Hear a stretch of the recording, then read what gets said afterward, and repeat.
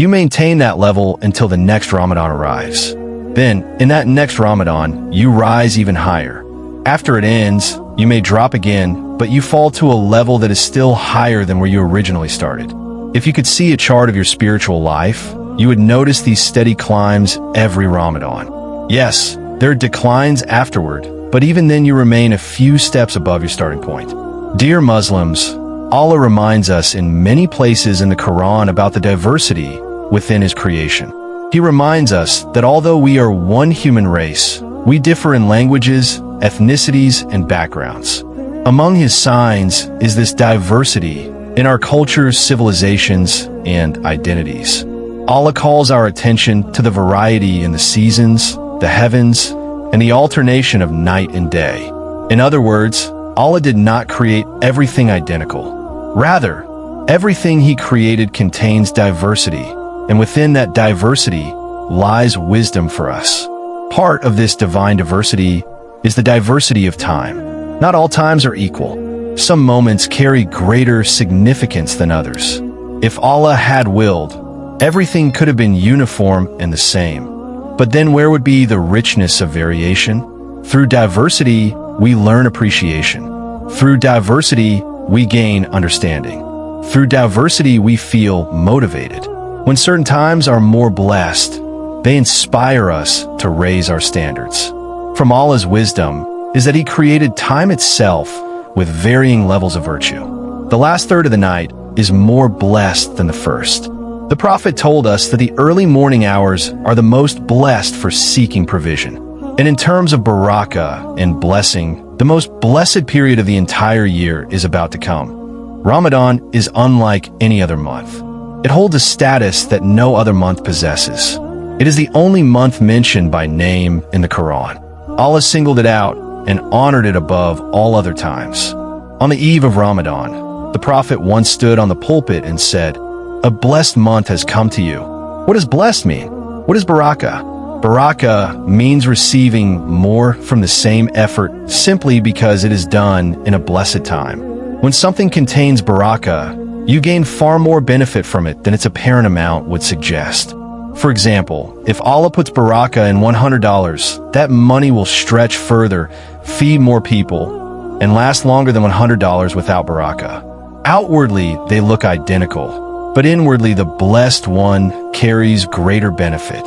A famous example is when the Prophet made dua for barakah in a single container of milk during a time of scarcity. Though it was just one vessel, a large number of people drank from it. That is what barakah is, increased benefit from the same amount. Imagine Ramadan as the most blessed span of time. You might give the same charity, pray the same units of prayer, or recite the same few verses of Qur'an that you would at other times of the year. Yet because it is Ramadan, a month filled with barakah, the reward and impact from Allah will be far greater than you can imagine. Not all moments are equal. By making certain times more virtuous than others, Allah gives us motivation and incentive to strive harder. Allah gives us motivation because we are weak. When fruit hangs low, we feel more eager to reach for it. When it is high, our enthusiasm fades because it seems difficult. In Ramadan, Allah lowers the fruit for everyone. It is as if He is calling out, "Come, all of you. Every single Muslim who is sincere, you can take from the blessings of this month." It is a time in which forgiveness is available for anyone who truly seeks it. This is the month where even doing the absolute minimum can bring immense reward.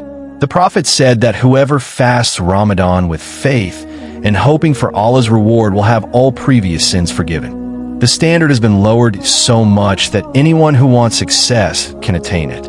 There is no other time in the year in which Allah encourages worship the way He does in Ramadan. That is why we love this month. That is why our hearts feel joy when it arrives. Yes, part of us worries beforehand. How will I fast? How will I manage?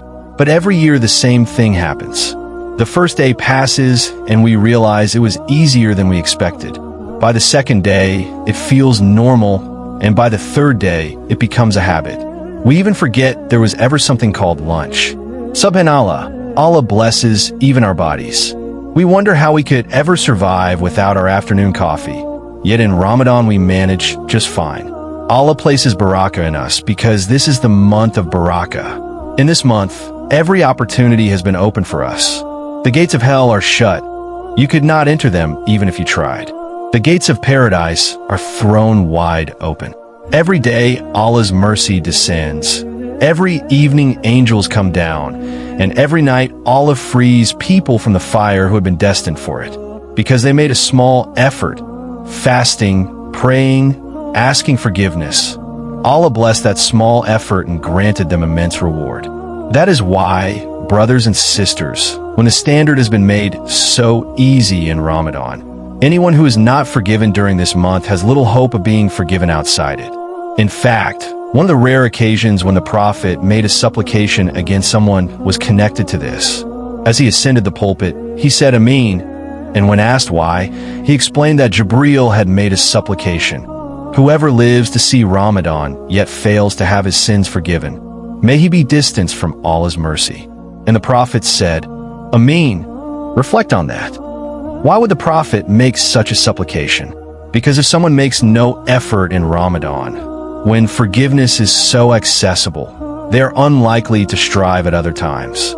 If a person does not change in this month, does not increase in worship or Qur'an or devotion, and remains exactly the same afterward, then what hope is there unless Allah grants a special miracle later? This shows us how immense a blessing Ramadan is for this ummah. Some narrations mention that the companions once reflected on how earlier nations lived for centuries, even up to 900 years, and wondered how they could compete in good deeds when their own lifespans were only 60 or 70 years. The response was that Allah granted this ummah something unique. Every year we are given a single night better than a lifetime of worship. Each year we have the chance to earn rewards equal to an entire lifetime. That is how we can match those who live much longer. Ramadan is also a blessing not just individually, but collectively. We experience the beauty of community, praying together, breaking fast together, meeting one another daily. When the month ends, we feel an emptiness, not only spiritually but socially as well. During Ramadan, we might see someone every single day in a masjid, greet them regularly, share moments of worship, and afterward, we may see them only occasionally. The difference is noticeable. In this month, Allah has provided everything we need to raise our spiritual level. Even the community supports us. If you struggle to pray alone, you can come to the masjid and pray with others. The environment itself lifts you. Everyone is in the spirit of Ramadan, as the last 10 nights approach. We must remember that this is the time to give our greatest effort. Unfortunately, many people start Ramadan with intense energy and then slowly burn out. That is a mistake. Ramadan should be approached like a marathon. You begin steadily, realistically, building momentum. Increase your worship gradually, perhaps adding 15 or 30 minutes of Qur'an daily at first, then more in the middle days, and finally giving your full strength in the last 10 nights.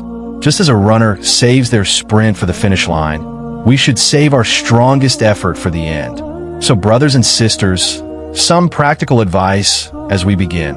Understand that there is no secret formula to becoming a better Muslim. The path is simple. You strengthen your relationship with Allah, and you also increase in goodness toward the rest of humanity. It really comes down to something simple. Two main paths, two essential doors. The first is your relationship with Allah. The second is your relationship with people. These are the two areas you should focus on most. Ask yourself, what can I do in this month that I normally don't do during the rest of the year? Start with the first door, the door of worship. In Ramadan, that door is wide open. We fast each day. We make dua before iftar, one of the most blessed times for supplication. We recite more Qur'an, and we stand in prayer at night. Listen carefully, brothers and sisters. Praying in a masjid is excellent, and listening to the imam is beautiful. But if you cannot go to the masjid, then pray at home. Pray every single night of Ramadan without exception, because night prayer is one of the means of having your sins forgiven. It doesn't have to be in the mosque. It can be anywhere. If you cannot stay long at the masjid because of work or responsibilities, then pray at home, before sleeping or after waking early. Even 15 or 20 minutes consistently every night shows Allah that you are striving in night prayer. Night prayer can be offered anytime after Isha until Far, and the most blessed time is the last part of the night. Still, praying the masjid is wonderful if you can. Alongside that, increase your connection to the Qur'an throughout the day. Wherever you are, at work, driving, sitting, replace some of your usual listening with Qur'an or recite it yourself. Another important practice is completing the Qur'an during Ramadan. This is rooted in the Sunnah. Every Ramadan, Jibreel would come and review the Qur'an with the Prophet nightly. Today, our imams recite in the prayers, and this reflects that tradition. But remember an important point. Listening to Qur'an and reading Qur'an are two separate acts of worship. Doing one does not replace the other. Both should be part of your Ramadan. The Qur'an is actually central to Ramadan. So central that when Allah speaks about Ramadan in the Qur'an, He mentions the Qur'an before mentioning fasting. Allah says that Ramadan is the month in which the Qur'an was revealed. Allah chose the most blessed month to send down His greatest revelation. So one of the main doors of goodness is the door of worship. Increase your prayers, your recitation, your dua. Whatever level you are at, raise it. If you're not praying 5 daily prayers, Ramadan is your chance to start. No excuses. If you already pray, increase your voluntary prayers. If you already do that, increase your recitation and remembrance. The goal is always to raise your level. The second door is how you treat people. That includes charity, kindness, and generosity. The Prophet was the most generous of people, and he was even more generous in Ramadan. Try to give something every day, even a small amount. Consistency matters more than quantity. Purify your heart as well. Don't hold grudges. If someone wronged you, try to forgive. If you've cut ties with a relative, reconnect. Be the better person. These actions bring Allah's pleasure and are among the greatest acts of worship you can perform in this month. Use Ramadan and the joy of Eid as a chance to heal broken relationships. Remove jealousy, anger, and envy. Strive for a clean heart, because that is one of the true purposes of this month, to elevate you spiritually. As Ramadan progresses, our faith usually rises higher and higher. The last nights often pass in a blur because we are striving so hard, seeking Laylat al-Qadr and increasing in worship. Then suddenly Eid arrives, and many of us feel a sudden drop afterward.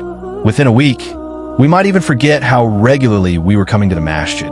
So I want to plant one important idea in our hearts from now, something to remember for life. Be realistic. Your level of iman after Ramadan will drop.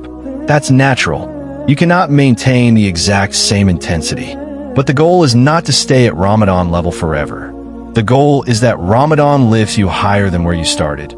Maybe 10 steps, maybe 50, maybe 100. When Ramadan ends, don't fall all the way back to zero. Yes, you may come down a little to 80 or 70 or 50, but make a conscious decision that your level after Ramadan will still be far above your level before Ramadan. If you return all the way to where you began, then you did not truly benefit from a month. Think of Ramadan as your spiritual gym. When someone works hard at the gym and achieves results, they don't just throw everything away afterward. They maintain what they gained and protect their progress. In the same way, Ramadan is meant to transform you, and that transformation should remain with you long after the month is over. Doing the opposite would be foolish. It would only harm you. Ramadan is like that spiritual training ground. During it, you've strengthened yourself spiritually and built your faith. Of course, you won't be able to maintain that exact peak afterward, but make sure that when Ramadan ends, your level is still higher than when it began. Then you hold on to that level until the next Ramadan, where you rise even higher again. Every year, Allah gives us this free spiritual boost. It is as though He calls out, "Come to me, and I will come to you. Ask my forgiveness, and you will be forgiven. Ask for paradise, and you will be granted it." So let every Ramadan raise you higher. Be conscious of where you stand on your personal chart of faith. When the month ends, make sure you are at a higher point than where you started. If you are, then Alhamdulillah, you have truly benefited, and the purpose of Ramadan has been fulfilled. You have recognized Allah's wisdom in creating life with variation, seasons, and opportunities for growth. May Allah bless me and you through the Qur'an. Make us among those who understand its verses and live by its commands throughout our lives. I seek Allah's forgiveness for myself and for you. So seek His forgiveness, for He is the most forgiving, the most merciful. All praise belongs to Allah alone, the One, the Unique. He is the one we worship, and it is His help we seek. He is the Lord of the oppressed, and the one who hears the prayers of the weak. Brothers and sisters, before concluding, I want to share a point that you may not often hear from the pulpit. As someone who studies history and anthropology, I want to highlight something important for Ramadan. I ask especially those elders who came from other lands to think back to their childhood Ramadans. Recall your sweetest memories.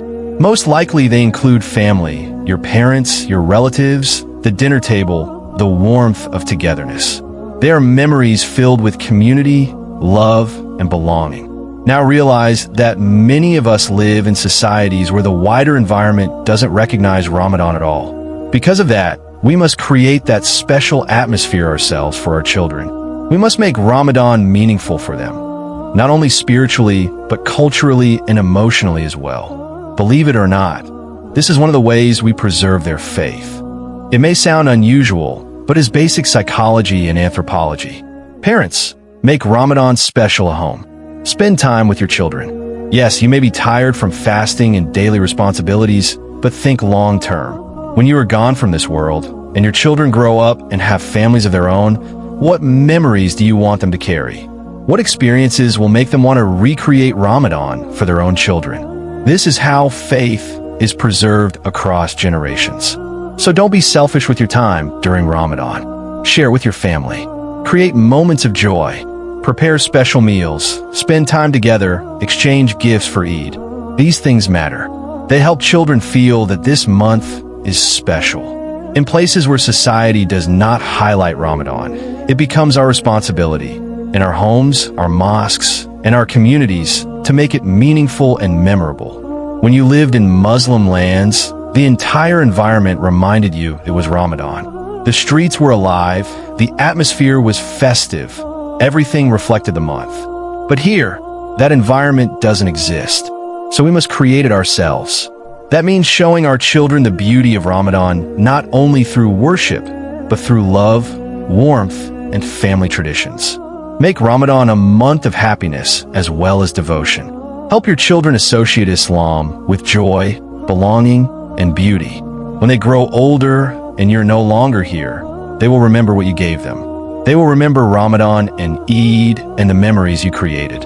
You must plant those seeds now so they can carry them forward for generations. So this is my sincere advice, something not always mentioned from the pulpit, yet deeply important. Make Ramadan special in every way. Spiritually, yes, but also emotionally, socially, and culturally. Let it be a month of blessings in all dimensions so that by Allah's permission, your children absorb these values, cherish this gift,